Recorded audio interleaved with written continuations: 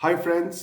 दोस्तों, आमिर खान ने रिसेंटली एक इंटरव्यू दिया है जिस इंटरव्यू में उन्होंने कहा है कि कैसे उन्होंने डिसाइड किया था फिल्म इंडस्ट्री को क्विट करने के लिए और कैसे उनकी फैमिली ने उनको रिकन्विंस किया कि आप वापस इंडस्ट्री में काम करो। कैसे उनकी इस अब डिवोर्स्ड वाइफ और उनके जो बच्चे हैं उनने उनको कहा कि उनकी आंखों में आंसू था। ऐसा वो इंटरव्यू में लिखा है कि उनकी आंखों में आंसू था कि उनको ये इंडस्ट्री नहीं छोड़नी चाहिए और वो बहुत ही एक्सट्रीम किस्म के इंसान है जो एक्सट्रीम स्टेप्स लेते हैं ज़िंदगी में। तो उनको ये एक्सट्रीम स्टेप नहीं लेना चाहिए और इंडस्ट्री की उनको ज़रूरत है और उनको इंडस्ट्री में रुकना चाहिए और फिल्में बनानी चाहिए।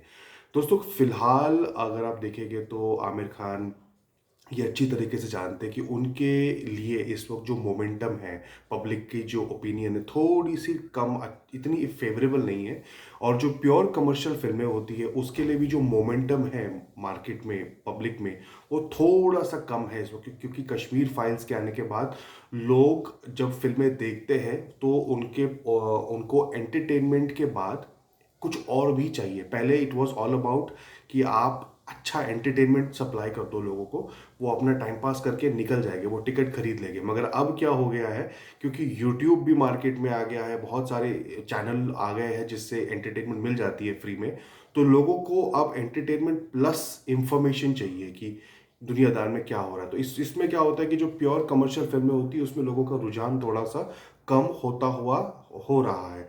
तो आमिर खान ये काफ़ी अच्छी तरीके से समझते हैं और उनने अब अपनी जो मार्केटिंग स्ट्रैटेजी है लाल सिंह चड्ढा के लिए वो काफ़ी मजबूत करनी शुरू कर दी है। तो उनने मजबूत कैसे शुरू कर दी, तो उनने सबसे पहले तो ये एक तरह से इंटरव्यू में ये एक बात, एक एक इंफॉर्मेशन लोगों तक फैला दी कि मैं क्विट करने वाला हूँ इंडस्ट्री को और ऐसा भी हो सकता है कि आने वाले टाइम में मैं क्विट करूँ। तो एक तरीके से अब क्योंकि उनको लगा कि थोड़ा सा जो मेरा जो फेवर है वो उनके पाले में थोड़ा कम जा रहा है। तो उनने धीरे धीरे अब क्या किया है कि जो सबसे बेस्ट चीज़ होती है ऐसे टाइम पे वो होती है आप विक्टिम कार्ड खेलना शुरू कर दो। आप ये दिखाना शुरू कर दो कि आपको तो इंटरेस्ट ही नहीं है, आपका तो मन भर गया है, आप तो बस हो गया यार, मैं अब मेरा दिल भरा है, मुझे अब और कुछ करना ही नहीं है, मैं तो बस ऐसे ही बना रहा हूँ। अरे यार, वो मुझे पुश कर रहा है बनाने के लिए, मैं तो बनाना ही नहीं चाहता हूँ। दोस्तों, ये जो विक्टिम कार्ड खेलने का जो स्ट्रैटेजी है ये बहुत सारे बड़े बड़े एक्टर भी खेलते हैं। बहुत बार शाहरुख खान भी खेलते हैं। जब भी उनके ऊपर आप देखना कि कोई वो मसले में फंस जाएंगे तो हमेशा वो अपनी फैमिली को उसमें बीच में घुसा देंगे। मुझे याद है जब एक बार शाहरुख खान का और बाल ठाकरे का झगड़ा हुआ था। आज से झगड़ा मतलब उनके बीच में कोई डिस्प्यूट हुआ था, आज से 8-9 साल पहले की बात है। तो वो हमें उनने उनने बोला था कि ये जो बात जो हुई है, जो जो डिस्प्यूट में बात हुई है, उससे मेरा जो बच्चा है वो काफ़ी परेशान हो गया था और मेरी जो फैमिली थी वो काफ़ी धक्के में आ गई थी। ये तो वो भी क्या करते हैं कि बहुत बार अपनी जो फैमिली है, वो जो सॉफ्ट कार्ड है उसको आगे प्रोजेक्ट करने की कोशिश करते हैं। तो ये होता रहता है। और अब आमिर खान ने भी यही यही टेक्निक का इस्तेमाल किया है कि कुछ अगर अगर अपने फेवर में चीज़ें नहीं चल रही है तो धीरे धीरे क्या करो, आप विक्टिम कार्ड खेलना शुरू कर दो। अब आप विक्टिम कार्ड, किस बात का विक्टिम कार्ड आप खेलना चाहते हो मुझे तो पता नहीं है, क्योंकि ऑलमोस्ट आप एक प्रिविलेज्ड लाइफ जीते हो, बट उसके बाद भी आपको विक्टिम कार्ड खेलना है और आपको दिखाना है पब्लिक को कि कैसे मैं एक विक्टिम हूँ, कैसे मैं इंटरेस्टेड ही नहीं हूँ, फिर भी मैं ये फिल्म कर मतलब मैं बना रहा हूँ, मैं आप पे एहसान कर रहा हूँ। तो दोस्तों, मेरा मेरा इसमें पर्सनल अपना खुद का व्यू पॉइंट ये है कि देखिए, अगर आपका मन भर आया है फिल्म इंडस्ट्री से, या अगर आपकी कोई पर्सनल लाइफ में कोई कॉन्फ्लिक्ट चल रहा है, ये आपका एक पर्सनल मैटर है। इसका पब्लिक से कोई लेना देना नहीं है। कल को मैं यूट्यूब करना बंद कर दूँ तो मैं फिर उसमें, वो मेरा पर्सनल चॉइस है। मैं थोड़ा ना उसमें ये मैं उसको एक as a victim card use नहीं कर सकता। और अगर उनके दिमाग में कोई और भी अच्छे प्रोस्पेक्ट्स है, कुछ और उनको लग रहा है कि नहीं अब मैं फिल्मों से हट के मैं कुछ और करना चाहता हूँ, तो वो एक उनका एक पर्सनल मैटर है। उसको पब्लिक में लाना और उसके थ्रू लाल सिंह चड्ढा की जो मार्केटिंग स्ट्रेटेजी है उसको मजबूत करना, ये बहुत ही घटिया टैक्टिक्स है। अगर उनको कॉन्फिडेंस ही नहीं है अपनी प्रेजेंट पोजीशन पे, या लाल सिंह चड्ढा की जो मेकिंग हुई अगर उस पर वो कहीं पर शेकी फील कर रहे हैं, तो वो डेफिनेटली फील चाहेंगे कि एक विक्टिम कार्ड खेल के धीरे-धीरे लोगों को, ऑडियंस को थिएटर तक लाया जाए या अगर ओटीटी पे रिलीज़ होती है। मगर दोस्तों मैं इस ये जो उनकी जो विक्टिम कार्ड वाली जो स्ट्रैटेजी है उसको बिल्कुल भी मैं अप्रूव अपने पर्सनल लेवल पे मैं अप्रूव नहीं करता हूँ। बिकॉज़ मुझे कहीं न कहीं लगता है कि वो बहुत ही गिरगिट टाइप कैरेक्टर प्ले करते हैं। जैसे अभी उनका जो वीडियो इस वक़्त वायरल हुआ है जिसमें वो 2005 का उनका वीडियो है जिसमें वो नरेंद्र मोदी के बारे में कुछ बोल रहे हैं कि जो कुछ वो नेगेटिव बोल रहे हैं। और अब जब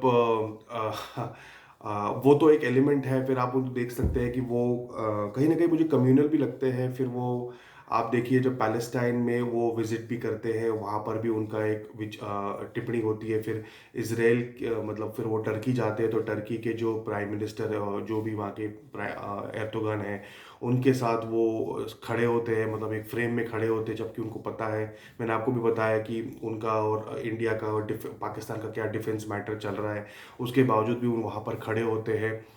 और कश्मीर फाइल्स में अब जाके उनकी टिप्पणी आई है, जबकि मैं आपको ये बता दूं कि दोस्तों आमिर खान एक ऐसे व्यक्ति है जो इंडस्ट्री की इंफॉर्मेशन बहुत ही माइन्यूट लेवल पे रखते हैं, बहुत ही माइन्यूट लेवल पे रखते हैं।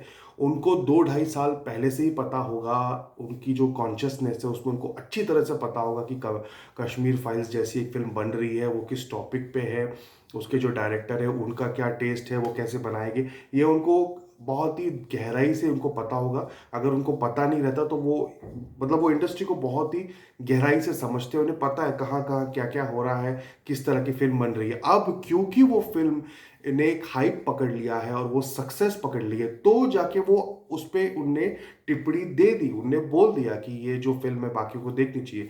फर्ज करिए दोस्तों अगर ये फिल्म नहीं चलती, अगर ये फिल्म कोई हल्की फुल्की फिल्म होती जो आती और जाती, तो क्या आपको लगता है कि वो उस पर टिप्पणी देने वाले होते?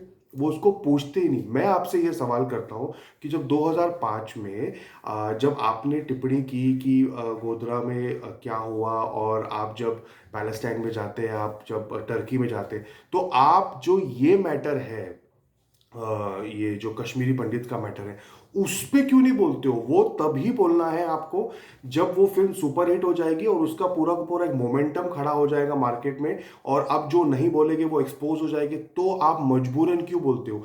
बेसिकली आप न्यूट्रल हो ही नहीं। दूसरी बात है दोस्तों, अगर आपने बहुत ही गहराई से सत्यमेव जयते की स्ट्रैटेजी को देखा होगा, सत्यमेव सत्यमेव जयते में एक स्ट्रैटेजी क्या की गई थी कि जो भी हमारे समाज की जो भी कमजोरियां, मैं यहाँ हमारे समाज से कुछ स्पेसिफिक धर्मों की बात कर रहा हूँ, उन धर्मों की जो भी कमजोरियां थी उनको इनडायरेक्टली उनने क्या किया, लोगों तक पेश कर दिया। जैसे उनने ये बता दिया कि सती में क्या होता है, और बहुत सारी ऐसे ऐसे एलिमेंट्स थे उनने बता दिया। मगर उनने बाकी धर्मों में भी बहुत सारी चीजें उल्टी पुल्टी होती है, क्या आपने वो बताया कभी?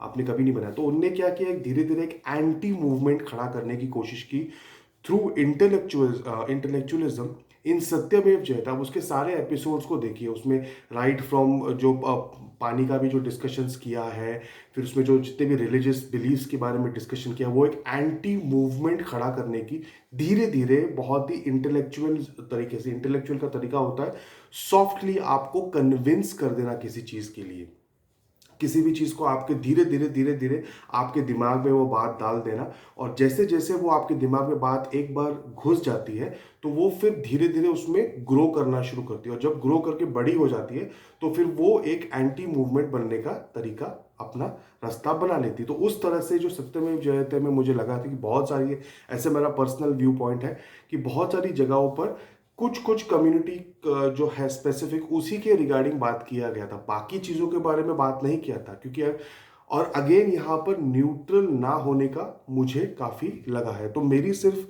इतनी ही बात बोलनी होगी कि आमिर खान को, कि अगर आपको इंडस्ट्री छोड़नी है बॉस, ये आपका पर्सनल व्यू पॉइंट है, इसको इंटरव्यू के अपनी रिलीज से पहले, अपनी फिल्म के रिलीज से पहले ये सारी बातें करना बेकार होता है। और अगर आपको करना है, आप अपना बोरिया बिस्तरा बांधिए और आपको जो करना है आप करिए। अब ये इसके लिए आपको अलग से एक इमोशनल ड्रामा विक्टिम कार्ड खेलने की कोई ज़रूरत नहीं है, स्पेशली जब आपकी फिल्म रिलीज हो रही है। अगर आप अपनी फिल्म पे कॉन्फिडेंस नहीं रखते, तो तो फिर आप क्या फ़ायदा है फिर? आपके जैसा इंसान भी अगर अपनी फ़िल्म पे कॉन्फिडेंस नहीं रखेगा और ऐसी चीप टैक्टिक्स यूज़ करने वाला है अपनी फ़िल्म को प्रमोट करने के लिए, तो यार ये सब चीज़ें छोड़ो और कपिल शर्मा के शो पे चले जाओ और वहाँ वो जो पैसे माँगते हैं उतना दे दो और वहाँ पर थोड़े से 4-5 वो कुछ डांस, कुछ जोक्स क्रैक करेंगे, उस पे हँस लेना, आप भी 2-3 जोक्स क्रैक कर लेना, हँस लेना और हम हमको मालूम पड़ जाएगा कि यार आपकी ये फ़िल्म है, हमको देखनी है। बिकॉज़ अब तो यही रैट रेस हो गई है कि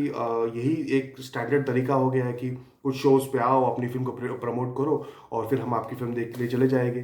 तो अ, तो दोस्तों यही मैं आप तक समझाना चाहता था कि इस फ़िल्म को मैं ये नहीं कहता हूँ कि आप मत देखिए, बट ये फालतू के ये मार्केटिंग गिमिक्स पे ना जाइए। इस फ़िल्म का रिव्यू आने दीजिए और देखते हैं ये फ़िल्म कैसी है। अगर ये फ़िल्म अच्छी है तो देखिए और नहीं है तो फिर आप देखिए आपको क्या करना है।